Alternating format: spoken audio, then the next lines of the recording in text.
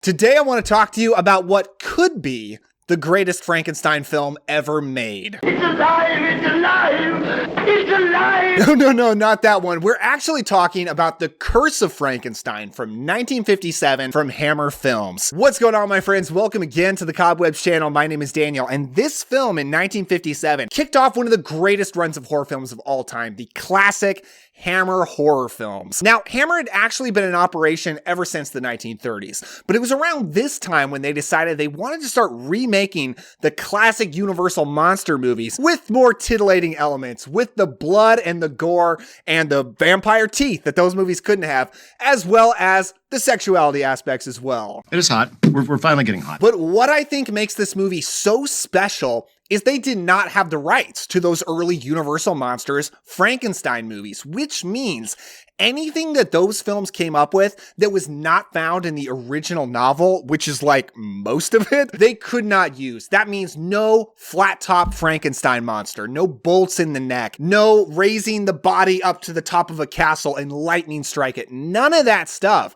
They had to basically start from scratch in adapting Mary Shelley's novel. That's what I think makes this movie so special, that this is not a remake, and we don't really have to compare that James Whale classic from 1931 and this version. But let's go ahead and talk about the biggest difference, which is what makes this one of my favorite movies of all time, and that is Peter Cushing as Baron Victor von Frankenstein. Yes, they give him the name Victor back from the original book because the James Whale version named him Henry for some reason. No idea why. That's probably another story for another time. Peter Cushing, this was actually his first leading role in a movie, which I think is so wildly crazy because he's incredible in this movie. This film takes the bold stance to make the Doctor the focus. Now, the Dr. Henry Frankenstein in the original film, yes, he's the main character kind of by default, but we're there for the monster. We're there for Boris Karloff. Like, he's the star of the show for all intents and purposes. He's what makes that film such a classic. In this version, no. It is Peter Cushing as Victor von Frankenstein. He is the main monster because this film takes the bold stance to throw in the garbage the idea that Dr. Frankenstein should be our protagonist, that he's kind of a good guy. We're getting rid of all of that. He's not some misunderstood, misguided guy who tried to play God and made a mistake. He is an evil genius. He is truly a mad scientist. This is the mad scientist Dr. Frankenstein that you've always wanted. I love this character so much. He's so charming. He's always the smartest man in the room. He's always got the best comebacks for any situation. I can't prove you murdered, but I can stop you using his brain. Why? He has no further use for it? At the beginning of the movie, we see him at 15 years old, of course played by a younger actor, and he's hiring a tutor for himself. He's now an orphan by this point, but he just wants to learn more. So he hires a guy named Paul. Paul is played by Robert Urquhart very well. I think he's probably one of the better just Hammer straight men, just kind of the boring hero that a movie has to have. He does it very well. This is actually kind of credited as his breakthrough role, but he was actually kind of ashamed of the movie. He was not into the whole horror thing. So you're not going to see him in any more Hammer horror films, unlike many of their other actors who would come back again and again. Something else that makes this movie different and special is because we're focusing on the Doctor, we also focus on the process of building the Frankenstein monster. This is something that Mary Shelley completely skips over in the original Frankenstein novel. It's clear that was not where her interest was, and I wouldn't say the 1931 film skips over it, but it definitely handles it much more quickly. We get done with the building the Frankenstein monster real snappy in that film.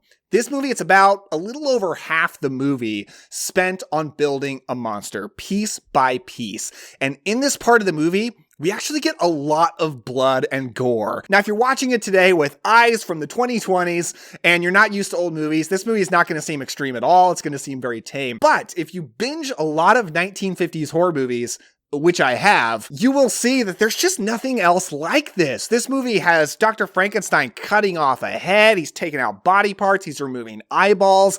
This is a really extreme movie for its time. It was released with an X rating, and it was very badly received from critics, I think because they were not prepared for what this movie offers. And if you compare it to Hammer's Gothic Horror follow-up, Horror of Dracula from 1958, this movie is way more violent and bloody than even Dracula is. And Horror of Dracula was much better received from critics, and I kind of wonder if that's why. But I love the process. I love Peter Cushing in his mad obsession going towards this goal, and Paul trying to stop him because he believes that this is clearly wrong. This is not going to lead anywhere good. Come on, Paul, like, stop being such a wet blanket. He's clearly doing something pretty cool. All right, but he's actually right. This isn't a good idea, because eventually he builds the creature, played by Christopher Lee.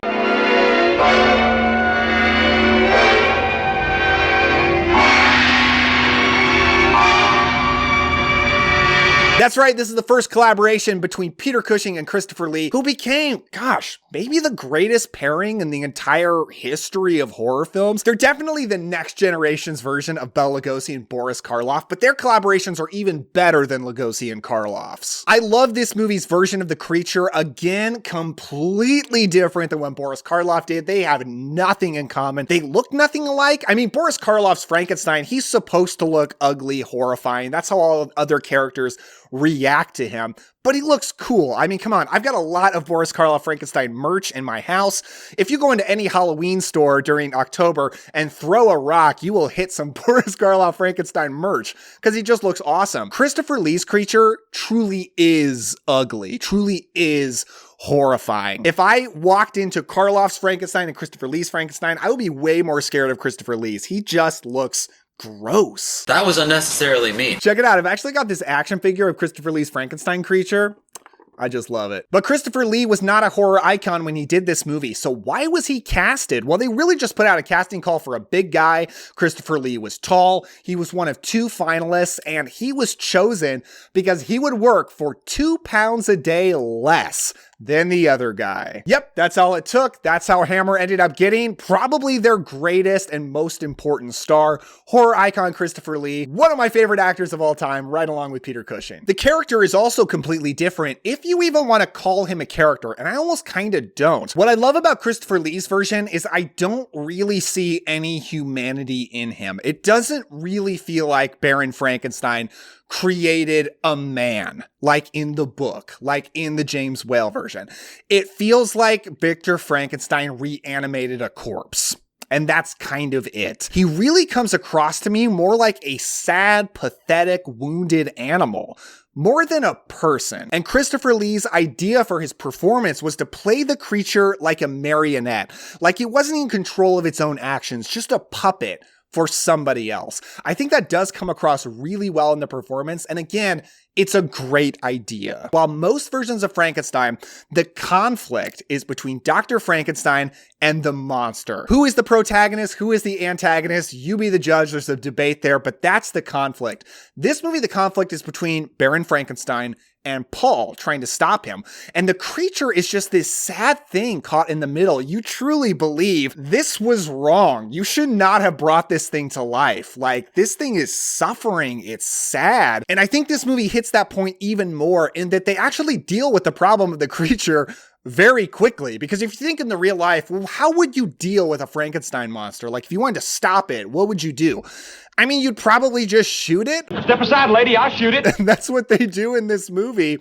But that really underscores the idea that he's not really the problem, the creature. The problem is Baron Frankenstein, because he just brings him back to life again. He is the monster. Him reanimating this corpse is not even his greatest sin. He does kill somebody to make this happen. Like, there is no doubt at all, Peter Cushing is a bad, bad guy in this movie. I went from happy to angry. Skip said, now I feel like kicking his ass. And far be it from me to make a video about the Curse of Frankenstein and not talk about Hazel Court as Elizabeth. She's fantastic. As far as I'm concerned, she is horror royalty, not just in this movie, but she did a lot of Vincent Price movies as well, like as the evil sorceress in The Raven, and as, again, the evil, like, satanic worshiper in Mask of the Red Death. She's awesome, great in this movie, no notes. The Curse of Frankenstein is a movie that takes a lot of risks, that remakes a classic, beloved movie, does everything completely different, and somehow I think every idea it had worked. It's one of my favorite horror films ever made. It might be my favorite Frankenstein movie, but you'll find out if you hit the subscribe button, because I'm going to be doing a epic top 15 Frankenstein movies of all time video very soon, so stay tuned. So let's rate The Curse of Frankenstein. Now on atmosphere, I'm going to give this an 8. While I'm always going to love the atmosphere of a Hammer horror film, I can't exactly say it's one of the best. The locations are a little more limited than some of their other movies, and a lot of the laboratory stuff kind of seems to be Victor's basement. Now on characters, I'm also going to give this one an 8. While Victor Frankenstein as a character is an easy 10 out of 10 for me, absolutely love this character so much. When it comes to the other characters, Paul, Elizabeth, they're good, but not some of my favorite characters when it comes to Hammer horror. So with one amazing character and also a great version of the monster, although we did talk about debating how much of a character he is, I'm going to give this one an 8. Now for story, easy 10 out of 10. This is a classic story, one of my favorite stories of all time, and I love this version of it, getting more into the weeds of the actual process of building the monster. So good, 10 out of 10, easy. For scares, we're going to give this one a 7. Now, I personally never find Hammer horror films scary. They're much more cozy to me. Come on, the makeup on the monster is pretty darn frightening. Very, very well done. And there's some pretty shocking moments of violence for the time. Overall, The Curse of Frankenstein gets an 8 out of 10, even though in my heart, I feel like it's an easy 10. That's my thoughts on The Curse of Frankenstein, but let me know down in the comments below, what do you think about this movie? Do you love it as much as I do, or do you have some issues? Let's talk down below. And if you enjoyed this, check out this playlist right over here of a ton of ranking videos that I've done of my favorite horror, vampires and werewolves and all kinds of stuff like that. Give a like if you enjoyed this video and subscribe for more videos like this. Thank you so much for watching. With all that said, don't forget to enjoy yourself today, take some time to have some fun, and I'll see you next time.